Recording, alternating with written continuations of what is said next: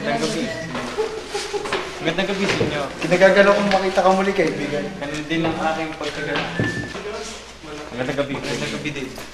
Naasahan namin na naisimulan sa ating bansa na sa mga kaguluhan nangyayari. Pero, nakangamba pa rin kami sa iyong kalagayan. Ipapasalamat ako kung gano'n. Subalit sa ganitong mga pagkakataon, mas nararapat na ako'y magbalik sapagkat kung takot ang mananaig sa ating mga puso, ay hindi magtatagumpay ang ating mga hangarin. Tama si Pepe. Kaya sa pagkakataong ito, ay natipon tayo upang ang layunin natin na makamit ang kalayaan ay simulan. Kailangan magkaisa tayo upang sa ikatutupad ng mga ito. Ay, naku doon. Tama yun. Tama yun. Ang sama, nais kong ibahagi sa inyo ang ilang layunin ng ating itinatag na samahan. Dala ng inspirasyon na magiging maayos ito. Ginugol ko ang aking ilang bahagi ng panahon upang mabuo ang magiging sandigan nating lahat. Kailangan nating mapag-isa ang buong kapuluan sa isang katawang buo, malakas at magkakauri. Dapat yun. Ngunit paano natin makakita ang iba sa kanila? Ganun ang iba sa kanila ay natatakot. Bibigyan natin ng proteksyon sa pangangailangan ng bawat isa. Subalit, malakas ang kapangyarihan ng pamahalaan. Tama nga sila. Pero paano? Ano yun? Huwag kayong masaktas, mga kasama.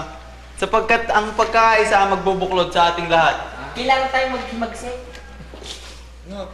Layunin natin ipagtanggol sila laban sa karahasan at kawalang katarungan. Pagpapaunlarin natin ang edukasyon, agrikultura at pangangalakal. At papairalin natin ang pagbabago.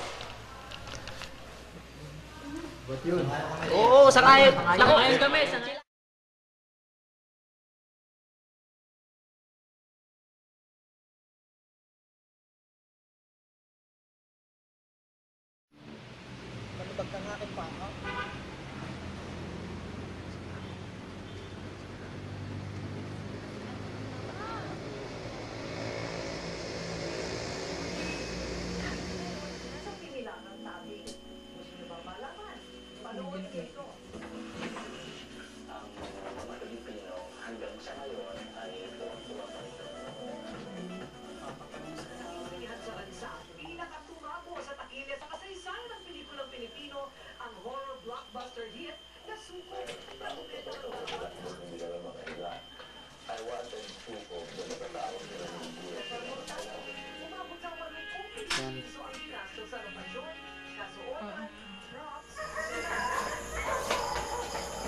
Nababatid kong isang kahanga-hanga ang pagpapakita ng lakas ng iyong loob, Ginoo. Ngunit, nalalaman mo bang isang kahibangan ang iyong mga ginagawa? Gobernador General, paumanhin. Ngunit ano bang ating dahilan na pag-uusapan? Hindi ka ba nagugulumihanan at nag-aalala na pati ang iyong mga minamahal ay nadadamay sa iyong mga ginagawa? Tulad mo, dahil sa mga tahasang paglaban na iyong pinapakita, ay maaaring manganib din ang kanilang buhay. Mahal ko ang aking pamilya. Isang kalapastanganan ang sila'y pabayaang mapahamak dahil sa mga bintang na wala naman silang kinalaman. Patid mong kawalan ng katarungan ang ginagawa niyong pagdakip at pagpaparusa sa aking ama. Gayon din ang pagtatapon sa aking mga kapatid na mga babae at nalaman kong ito ay dahil lamang sa kaugnayan nila sa akin. Hindi ba't labag din sa batas ang pagpaparusa sa mga walang kasalanan?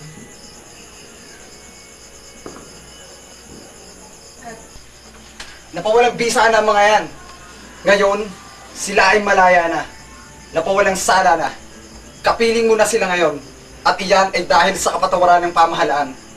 Ngunit sa pagkakataong ito, isang kamangmangan na ang ipagwalang bahala ang iyong mga ginagawang laban sa batas. Gobernador General, ikaw ay aking iginagalang hindi lamang dahil sa ikaw ay isang opisyal. Subalit kahit nasa mataas na posisyon ka, hindi pa rin ito dahilan para sa isang tulad kong pangkaraniwang tao lamang ay pagsalitaan ng paninirang puri at pagbintangan ng kung ano-ano. Ngunit paano mo ipapaliwanag ang mga ito? Ano ito? Gobernador General, wala kaming kinalaman ng kapatid ko tungkol dito. Kasinungalingan. Sa gamit ninyo magkapatid nakita mga yan. Ngunit nakita na ng mga otoridad ang aming bagay pagkarating pa lang namin dito sa Pilipinas. Ingrato. Ngayon din ay papadakip kita sa aking mga gwardiya sibil upang ipapiit sa dapitan. Kung yan ang inyong nais, wala na naman ako magagawa. Isang kawalang katarungan ang gagawin ng pagdakip sa akin.